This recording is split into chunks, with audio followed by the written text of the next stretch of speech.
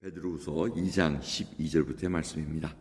그러나 이 사람들은 본래 잡혀 죽기 위하여 난 이성 없는 짐승 같아서 그 알지 못한 것을 회방하고 저희 멸망 가운데서 멸망을 당하며 불의의 값으로 불의를 당하며 낮에 연락을 기쁘게 여기는 자들이니 점과 흠이라. 너희와 함께 연애할 때 저희 간사한 가운데 연락하며 음심이 가득한 눈을 가지고 범죄하기를 쉬지 아니하고 굳세지 못한 영혼들을 유혹하며 탐욕에 연단된 마음을 가진 자들이니 저주의 자식이라. 저희가 바른 길을 떠나 미혹하여 부올의 아들 발람의 길을 쫓는도다. 그는 불의의 싹스를 사랑하다가 자기의 불법을 인하여 책망을 받되 말 못하는 나귀가 사람의 소리로 말하여 이 선지자의 미친 것을 금지하였느니라. 이 사람들은 물 없는 샘이요 광풍에 밀려가는 안개니 저희를 위하여 캄캄한 어두움이 예비되었으니 저희가 허탄한 자랑의 말을 토하여 미혹한 데 행하는 사람들에게서 겨우 피한 자들을 음란으로서 육체의 정욕 중에 유혹하여 저희에게 자유를 준다 하여도 자기는 멸망의 종들이니 누구든지 진 자는 이긴 자의 종이 됨이니라. 만일 저희가 우리 주 대신 구주 예수 그리스도를 알므로 세상의 더러움을 피한 후에 다시 그 중에 얽매이고 지면 그 나중 형편이 처음보다 더 심하리니 의의 도를 안 후에 받은 거룩한 명령을 저버리는 것보다 알지 못하는 것이 도리어 저에게 나으니라. 참 속담에 이르기를 개가 그 토한 것을 돌아가고 돼지가 씻었다가 더러운 구덩이에 도로 누웠다 하는 말이 저에게 응하였느니라. 아멘. 베드로 당시에도 그 소아시아에 많은 거짓 선지자들과 거짓 선생들이 있었습니다. 그래서 그것을 어떻게 해서든지 경고하고 빠져나가기 위해서 이런 하나님의 말씀을 저희들에게 알려주십니다. 근데 그 거짓 교사들의 특징이 뭡니까? 이 불의를 한다는 겁니다. 하나님 없이 자기 정욕대로 행하는 일들을 서슴지 않고 한답니다. 그래서 13절을 보시면 낮에 연락을 기쁘게 여기는 자들이라고 얘기합니다.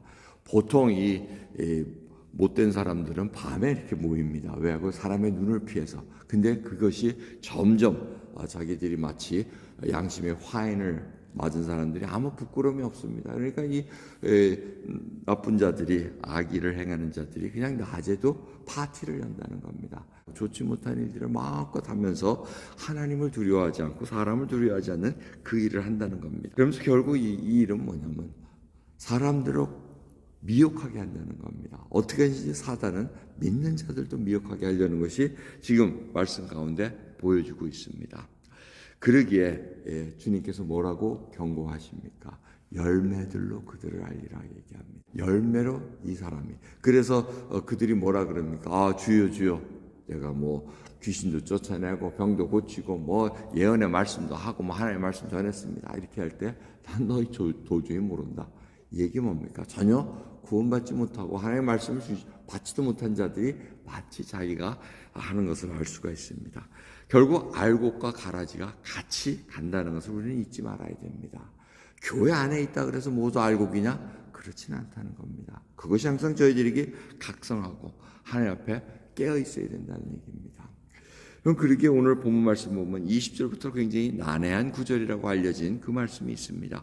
한 번 받은 구원은 그럼 이룰 수가 있습니까? 이 얘기가 나오는데 이 말씀을 보면 이 자들은 처음부터 구원받지 못한 자들입니다. 중생 얻지 못하면서 마치 자기 지식 보면 다 21절 보면 의의 도를 안 후에 하면서 알았다고 얘기합니다. 지식적으로 압니다. 예수 그리스도를 교회 중생하지 않더라도 계속해서 말씀을 듣고 지나다 보면은 알게 됩니다. 예수가 그리스도십니다. 나를 위해서 돌아가셨습니다. 얼마든지 말로는 할 수 있습니다. 하지만 거듭나지 않고 그것을 입으로만 고백한다 그래서 그것이 구원이 됐다고는 우리가 볼 수 없다는 것입니다. 하나님께서는 그러한 자가 계속해서 하나님을 가까이 하고 하는 것을 원하시고 구원 얻기를 이제는 작정한 자들을 계속해서 끌고 가시면서 보호하시며 이끌어 가시는 것을 볼 수가 있습니다. 그러기에 이 난해한 구절은 20절부터 나온 말씀들은 이 자는 처음부터 구원 얻지 못한 자다라는 것을 우리가 생각하고 우리가 깨어 있어야 됩니다. 여러분, 진정 이 구원이 내 힘으로 된 것은 아닙니다. 이 이단들의 특성은 뭡니까? 궁극적으로는 복음을 전하는 것 같으나 끝에는 어떻게 됩니까? 자기를 높입니다. 자기가 하나님이라 그러고 자기가 어느 때는 예수라 그러고 예수는 실패한 자고 자기가 예수를 대행해서 지금 왔다고 얘기하는 그것으로 끝나가게 돼 있습니다. 종말로는 어떻습니까? 날짜를 정해가지고 막 하면은 날짜를 바뀌었습니다. 온갖 핑계를 다 대면서 하는 것들이 이단의 그러한 계략입니다. 여러분 깨어있으면 거기에 휘말릴 필요가 없습니다. 좌충우돌 할 필요가 없습니다. 하나님 맡겨주신 일에 정말 말씀대로 그 예수 그리스도에 연합된 자들은 결국 거룩한 삶에서 그것을 꼭 참고 나가는 겁니다. 그래서 순종하라 그러고, 그래서 고난을 받으면 고난을 받는 이유가 무엇인가? 모든 것을 통해서 하나님의 위로를 받으면 그 받은 위로를 같은 고난을 당한 자들에게 그 위로를 보이기 위함입니다. 여러분 그 하나하나의 하나님의 섭리를 생각하면 우리가 온전히 살아가야 될 그 말씀을 붙잡고 나갈 수밖에 없다는 것을 다시 깨닫게 됩니다. 오늘도 살아계신 우리 주 예수 그리스도와 연합된 자들입니다. 그 거룩함 속에 참여하는 자로 돼서 내가 혹이라도 나의 모난 것 때문에 거룩치 못한 습관 때문에 열매를 맺지 못한다면 하나님께서 그 가지도 제버리시겠다고 얘기하십니다. 너는 그 가지를 제하여 버려야만 열매를 맺을 수 있다. 하나님의 그 성품을 보일 수 있다는 길을 열어주시는 것을 알기에 우리가 오늘도 당한 고난을 잘 견뎌나가는 귀한 하루 되기를 원합니다. 기도하겠습니다. 하나님 감사합니다. 하나님 말씀 속에서 저희들이 계속해서 예수가 바로 그리스도이심을 마음 깊은 곳에서부터 심정 깊은 곳에서 고백드리며 정말 주님 없이는 살아갈 수 없고 주님과 대화하지 않고는 살아갈 수 없음을 고백드리며 이 새벽을 깨웁니다. 주여 붙들어 주시옵소서. 받은 은혜가 얼마나 많은지요.